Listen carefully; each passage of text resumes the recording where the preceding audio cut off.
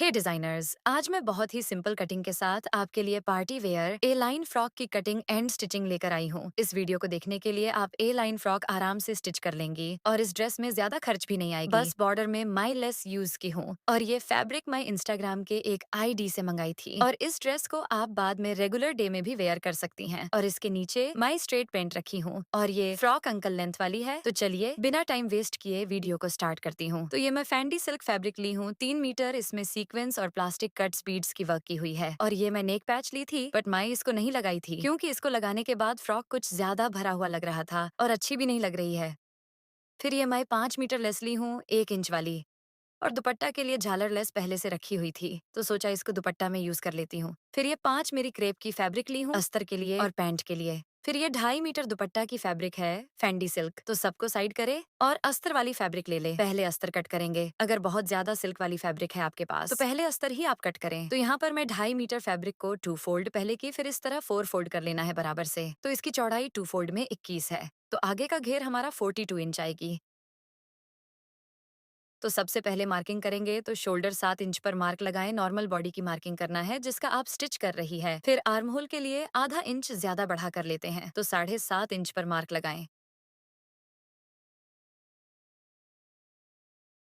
अब आपका जितना चेस्ट है उसमें 2 इंच मार्जिन लेकर मार्क लगा ले। अब यहाँ पर 14 इंच पर मार्क लगाएं। जितना आप फ्रॉक की चोली यानी टॉप रखती है उतना लंबाई पर मार्क लगा ले। अब कमर जितना है उसमें भी 2 इंच मार्जिन लेकर मार्क लगा ले। अब साइड मार्किंग कर ले। अब यहाँ पर अंदर की तरफ आधा इंच पर मार्क लगाएं। अब दोनों तरफ 3 इंच पर मार्क लगा ले जैसे मैं लगा रही हूँ। अब आर्म होल के लिए शेप बना ले, एक बैक साइड के लिए और एक फ्रंट साइड के लिए। तो ये देखिए, मैं फ्रॉक की लंबाई 48 रखूंगी तो अस्तर में बस 1 इंच मार्जिन रखेंगे, ज्यादा नहीं। तो 49 इंच ली हूँ लंबाई। अब कमर से घेर के कॉर्नर से मिलाकर मार्क लगा ले।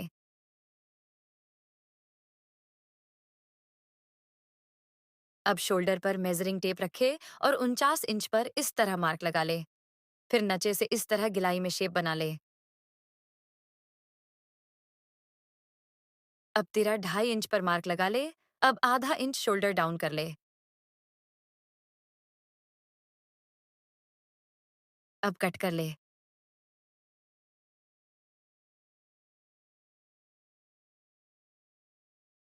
ये देखिए कट हो गई है। अब ये साइड से जो फैब्रिक बची इससे स्लीव्स कट करेंगे। तो अब साइड करे।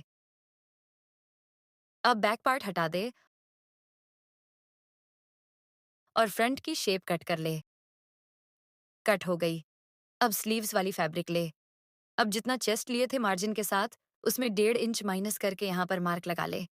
फिर यहाँ पर 3 इंच पर मार्क लगा ले। अब आर्म होल वाली स्केल से शेप बना ले, एक बैक साइड के लिए और एक फ्रंट साइड के लिए।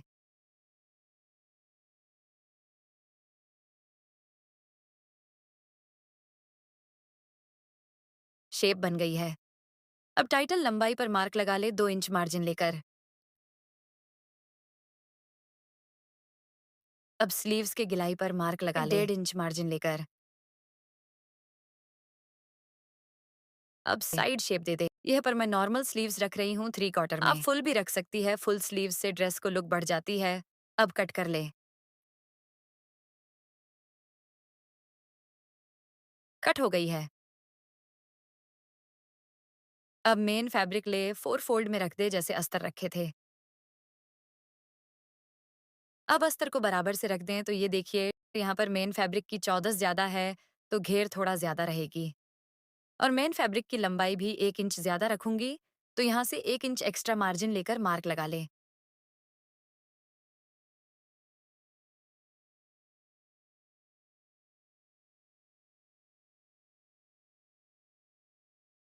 अब सेम जैसे अस्तर में टोटल लंबाई पर मार्क लगाए थे साइड में यहाँ पर भी लगा ले।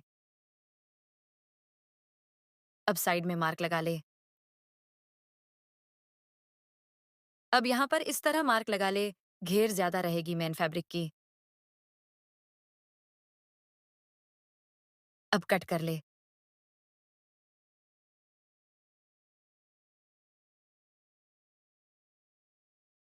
ये देखिए कटिंग हो गई है। यहाँ तक बराबर कट करना है। फिर जितना घेर बढ़ रही है उतना बढ़ा ले। अब स्लीव्स की कटिंग करेंगे। आप चाहे तो साइड वाली फैब्रिक से भी कर सकती हैं, लेकिन मेरे पास आधा मीटर फैब्रिक है, तो इससे कट करूंगी तो 4 फोल्ड कर ले। अब अस्तर वाली फैब्रिक ले इसके ऊपर रख दे। अब कट कर ले बराबर से। कट हो गई है। ये वाली फैब्रिक को पैंट में यूज करेंगे तो साइड में अभी रख दे। अब 2 पार्ट्स फ्रंट की शेप कट कर ले।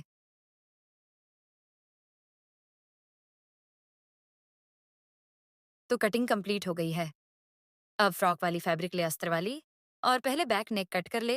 तेरा 2.5 इंच पर मार्क लगाएं, और डीप 3.5 इंच पर आप अपने अकॉर्डिंग मार्क लगाएं, लगा ले। अब राउंड शेप बनाकर नेक कट कर ले।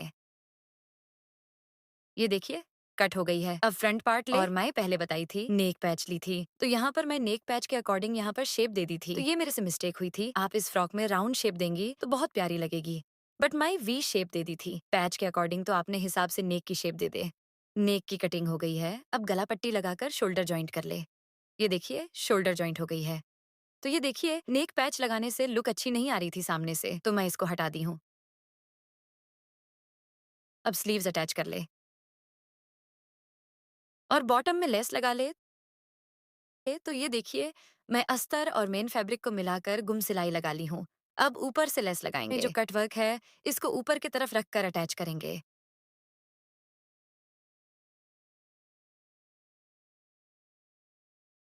अब एक और सिलाई लगा ले। ये चौड़ा है। ये देखिए, लेस लग गई है। कितनी प्यारी लग रही है।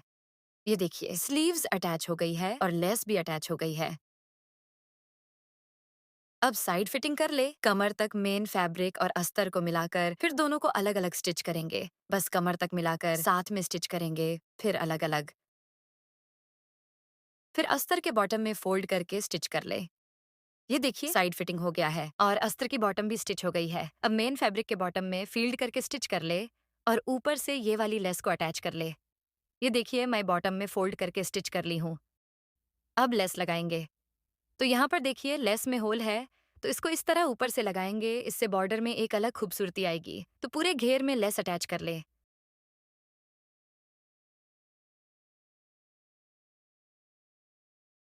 अब एक्स्ट्रा मार्जिन रखकर लेस कट कर ले।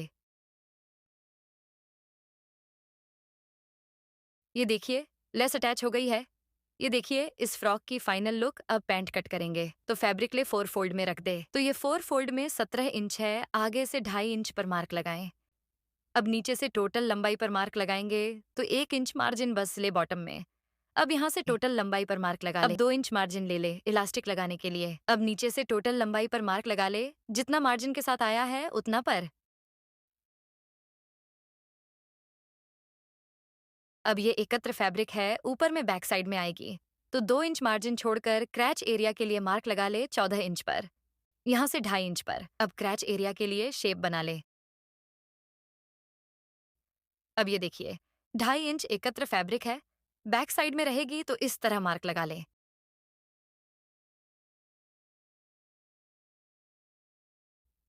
अब मोहरी के चौड़ाई में 1.5 इंच मार्जिन के कर मार्क लगा ले। अब शेप बना ले स्केल से। अब कट कर ले। कट हो गई है। अब ये वाली मेन फैब्रिक को मोहरी में लगाएंगे। ये 9 इंच है, इस तरह कट कर ले। कट हो गई है।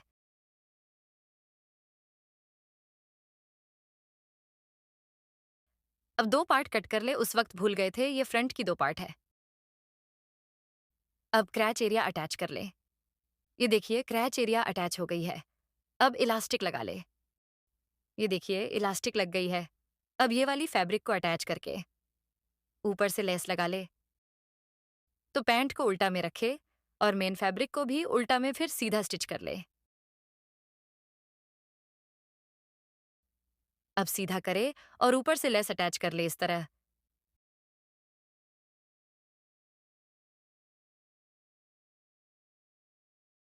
तो यहाँ पर मैं डबल लेस लगाऊंगी। तो इस लेस को एक दूसरे के ऊपर स्टिच कर ले।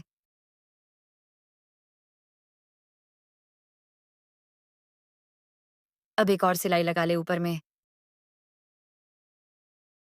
ये देखिए, लेस लग है। अब ऊपर वाली फैब्रिक को फोल्ड करके स्टिच कर ले।